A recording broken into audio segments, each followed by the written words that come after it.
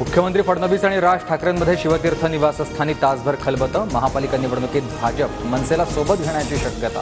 तर अमित ठाकरेंना भाजपच्या कोट्यातून राज्यपाल नियुक्त आमदार केलं जाणार असल्याची चर्चा।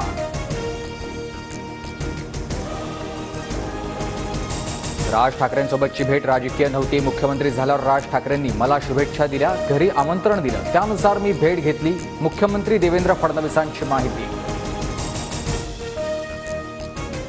आपत्ती व्यवस्थापन समितीमध्ये फडणवीस आणि अजित पवारांचा समावेश। एकनाथ शिंदेंना मात्र स्थान नाही।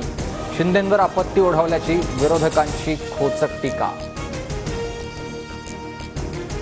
गोपीनाथ मुंडेंवर प्रेम करणाऱ्यांना एकत्र केलं तर वेगळा पक्ष उभा राहील। नाशिकमधल्या कार्यक्रमात पंकजा मुंडेंनी केलेल्या वक्तव्याची चर्चा।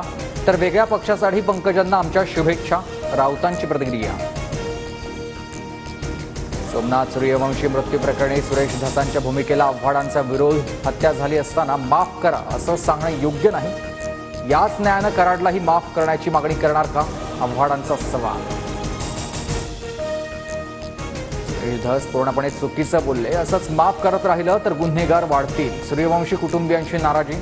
काल सोमनाथ सूर्यवंशी मृत्यू प्रकरणी लॉंग मार्च स्थगित करण्यासाठी धसांनी केली होती मध्यस्थी। सुरुवात तुम्ही केली, शेवट मी करणार। रामराजेंचा व्हॉट्सअप स्टेटस ठेवत रणजितसिंह निंबाळकरांना अप्रत्यक्ष इशारा। संजीव राजेंच्या छाप्यानंतर रामराजे आक्रमक। प्रशासनानं धोरणात्मक निर्णय घेताना कल्पना द्यावी। उद्योग विभागातील अधिकाऱ्यांना मंत्री उदय सामंतांच्या सूचना। अधिकाऱ्यांनी परस्पर घेतलेल्या निर्णयांमुळेच सामंतांच्या नाराजीची चर्चा होती। अलमट्टी धरणाच्या उंचीवाढीविरोधात कोणत्याच राज्याकडून तक्रार नाही। केंद्रीय जलशक्ती मंत्रालयाचे खासदार विशाल पाटलांना उत्तर। धरणाची उंची वाढवून देणार नसल्याचं सरकारकडून। कोल्हापूर सांगलीतील शेतकऱ्यांना आश्वासन।